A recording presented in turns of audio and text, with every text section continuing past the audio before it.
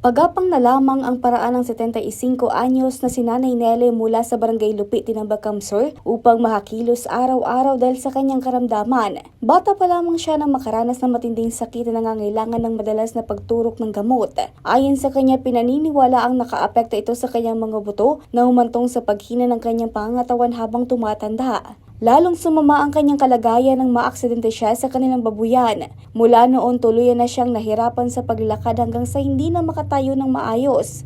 Sa kasalukuyan, pagapang na lamang ang kanyang paraan ng pagkilos sa loob ng kanilang bahay. Kaya ini na overdose ka, ini si akip ako bigparpatadokan ko sa ina ko. Kaya mayo ng sarig Unda ko ito magduro, unda ko makaburuhat.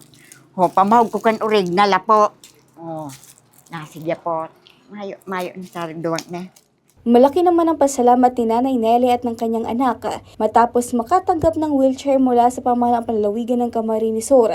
Anilang malaking ginawa ito hindi lamang dahil nabawasan ng gastusin, kundi dahil magkakaroon na rin ng pagkakataong makalabas at makagalaw si Nanay Nele ng mas maayos at mas ligtas. Salamat natawan maktan wheelchair. Salamat sa mahal na Diyos sa Indo. Indo ga boss.